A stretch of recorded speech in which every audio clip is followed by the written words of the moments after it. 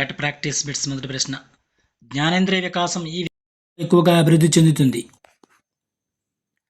జ్ఞానేంద్రియ వికాసం అనేది ఈ వికాస దశలో ఎక్కువగా అభివృద్ధి చెందుతుంది.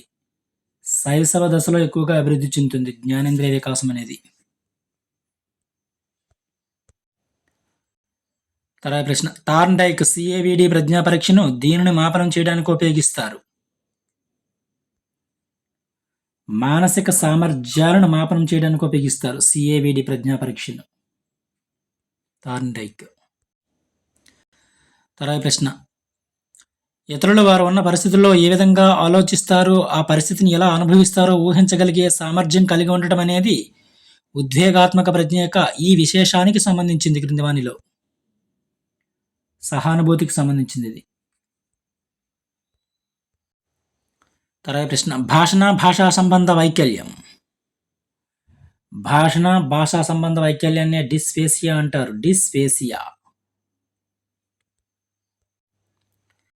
తర్వాత ప్రశ్న. ఈ సిద్ధాంతం ప్రకారం పిల్లవాడు తన పరిసరాలతో ఆయత్న సిద్ధ ప్రతిచర్యల వలన విషయాలను నేర్చుకుని అవగాహన చేసుకుంటాడు.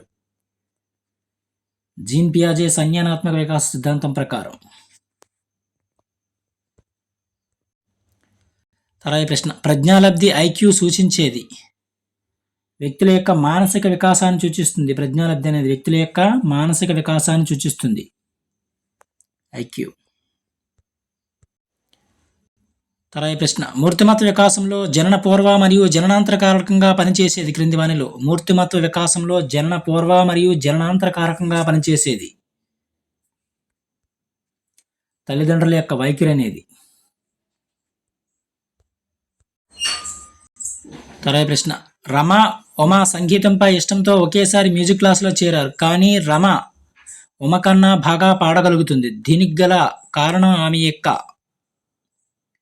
సహజ సామర్థ్యం, యాప్టిట్యూడ్. తర్వాత ప్రశ్న. పావలో ప్రయోగంలో నిబంధన జరిగిన తర్వాత ఆహారం అనేది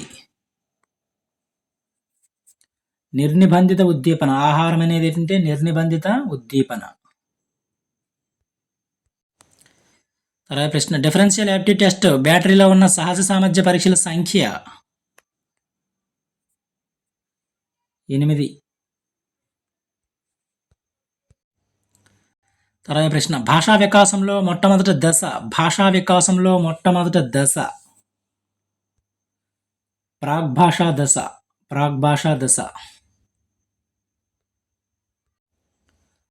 తర్వాత ప్రశ్న. రక్షక తంత్రాలనే భావనను మొదటగా ప్రవేశపెట్టింది ఎవరు క్రింది వానిలో. రక్షక తంత్రాలనే భావనను మొదటగా ప్రవేశపెట్టిన వారు సిగ్మండ్ ఫ్రాయిడ్ ప్రవేశపెట్టారు రక్షక తంత్రాలనే భావనను మొదటిసారిగా. తర్వాత ప్రశ్న. సాంఘిక అభ్యాసనంలోని అంశాల వరుసగా. సాంఘిక అభ్యాసనంలోని అంశాలు వరుసగా అవధానము, ధారణ, పునరుత్పాదనము, పునర్బలనము. ఇవి సరైన సమాధానాలు. తర్వాత ప్రశ్న. ప్రక్షేపక పరీక్ష యొక్క లక్షణం క్రింది వానిలో. ప్రక్షేపక పరీక్ష యొక్క లక్షణం అస్పష్టమైన ఉద్దీపన.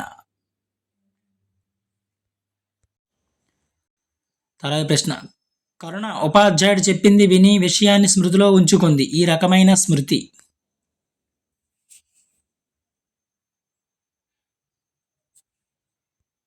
నిష్క్రియాత్మక స్మృతి.